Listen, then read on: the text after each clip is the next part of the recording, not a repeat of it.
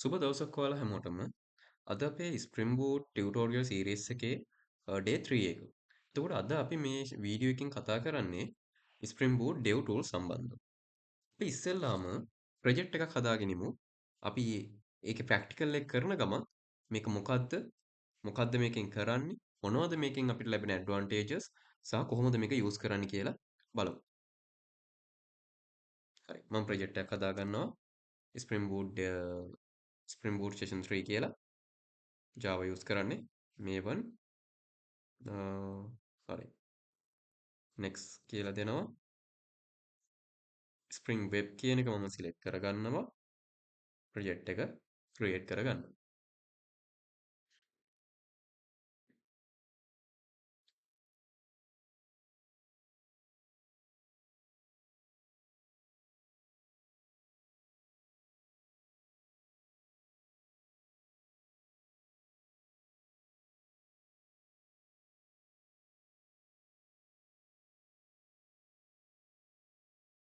හරි මේ විදිහට අපේ ප්‍රොජෙක්ට් එක ක්‍රියේට් වෙනවා. එතකොට මම මෙතනදී මේ starter web MVC කියන එක පාවිච්චි කරන්නේ නැහැ. මම starter web තමයි යූස් කරන්නේ.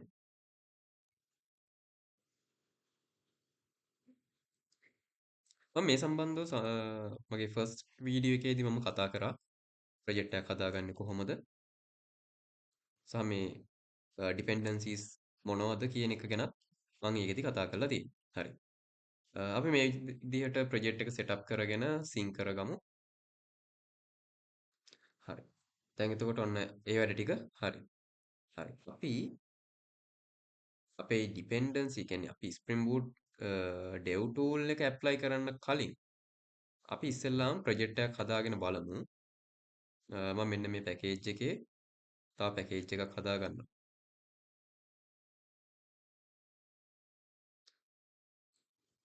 REST කියලා. හරි. ඒ REST පැකේජ් එක ඇතුලේ මම තව ක්ලාස් එකක් හදාගන්නවා. test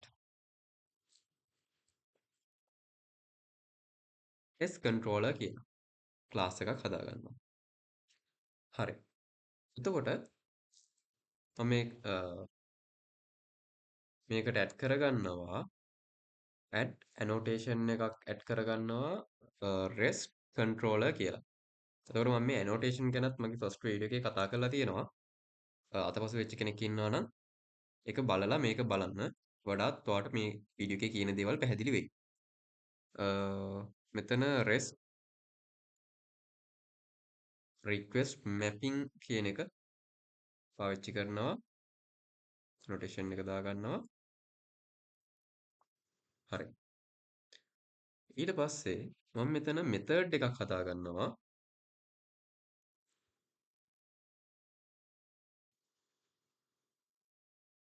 public string method එකක් හදාගන්න කලින් අපි get mapping එකක් දාගෙනමු. ඊට පස්සේ අපි මෙතන method එකක් හදමු. හරි. මම method එකට m කියලා දාගන්නම්. හරි. අපි මෙතනින් return කරනවා string එකක් hello world කියලා. හරි. ඊට පස්සේ දැන් අපි මේක run කරගමු.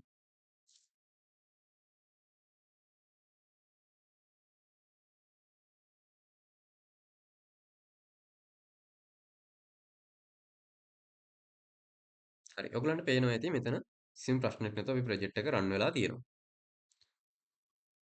හරි. අපි මෙතන request එකක් කරලා බලමු. localhost 8080 API hello world කියලා අපිට output එකක් ඇවිල්ලා තියෙනවා. ප්‍රශ්නයක් නැහැ. අපි දැන් මෙතන change එකක් කරගන්නවා. hello world කියන එක අයින් කරලා අපි hello කියන එක විතරක් දානවා. දාලා ඉවර වෙලා අපි මේකට request එකක් කරනවා. හරි. ඔයගලන්ට පේනවා මෙතන කිසිම වෙනසක් වෙන්නේ නැහැ. save. හරි. බලමු. එතන කිසිම වෙනසක් වෙන්නේ නැහැ. ඔයගලන්ට පේනවා ඇති. හරි. අපි මේක ආපහු රන් කරගන්න. මේ ප්‍රොජෙක්ට් එක ආයෙමත් රන් කරගන්න.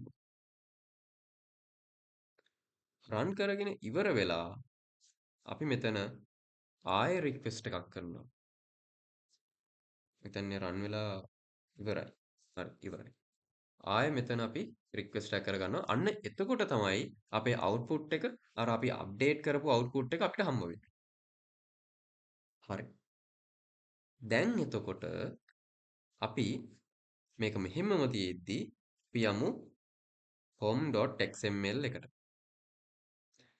ඒකට ගිහිල්ලා අපි dependencies වල dependency එකක් ඇඩ් කරගන්න ඕනේ.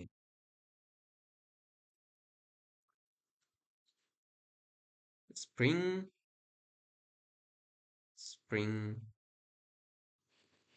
boot dev tools කියලා.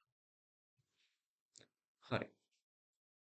මම මෙතන දාගන්නවා scope එක run time කියලා. ඔයගලන්ට මතක ඇති මම ෆස්ට් වීඩියෝ එකේදී මේ ස්කෝප් කියන එක ගැනත් මම කතා කරා. හරි. ඔයගලන්ට මම මෙතන සින් කරගන්නම්. මම මේ කියාගෙන යද්දී ඔයගලන්ට කතාව පැහැදිලි වෙයි. ඇයි මෙතන ස්කෝප් එකට රන් ටයිම් දැම්මේ කියලා. මොකද්ද මේ dev tool එකෙන් කරන්න කියලා. හරි. dependency එක විතරක් දාලා මදි. අපි යන්න ඕනේ මෙතන තියෙන settings වලට. මේ settings වලට ගිහිල්ලා මෙතන තියෙනවා build execution deployment කියලා drop down එක අපි එක පල්ලෙහාට දාගමු. ඒකේ තියෙනවා compiler කියලා එකක්. එන්නේ ඒකේ මේ build project automatically කියන එකට ටික් එක දාගන්න. දාලා apply දෙන්න. ඊට පස්සේ මේකේ යටම තියෙනවා advanced settings කියලා එකක්. ඒකට එන්න මෙතන තියෙනවා මේ compiler කියන එකේ මෙන්න මේ ටික් එක වැටලාද කියලා බලන්න. වැටලා නැත්නම් ඒක දාගන්න. හරි. ඒක දාලා ඉවර වෙලා ඕකේ දෙන්න. ඔන්න දැන් අපේ වැඩේ හරි. මම එකපාරක් මේක රන් කරගන්නම්.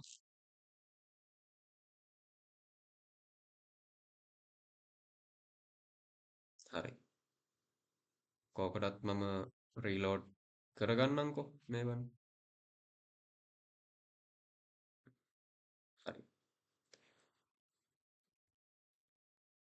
අපි ප්‍රොජෙක්ට් එක රන් වෙලා තියෙනවා. දැන් ආපහු අපි යමු ටෙස්ට් කන්ට්‍රෝලර් එකට.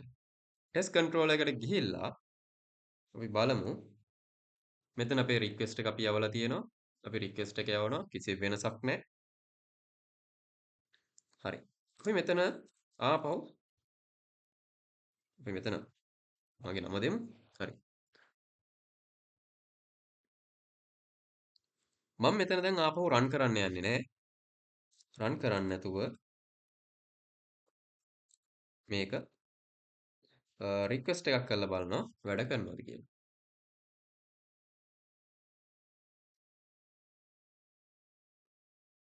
හරි. ඕගොල්ලන්ට පේනවා ඇති මම මෙතන රික්වෙස්ට් එකක් කරා. මෙතන ඒක අප්ඩේට් වුණා. අපි රන් කරගත්තේ නැහැ. අපි මෙතන තාම මොකක් හරි චේන්ජ් එකක් කරගමු.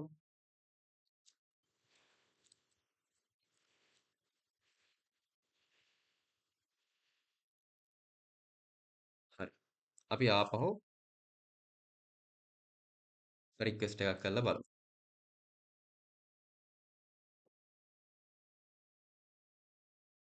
හරි. රන් වුණා. දැන් එතකොට මම පැහැදිලි කරන්නම් මේ Spring Boot Dev tool එකෙන් මොකද්ද මේ dependency එකෙන් කරන්නේ කියලා.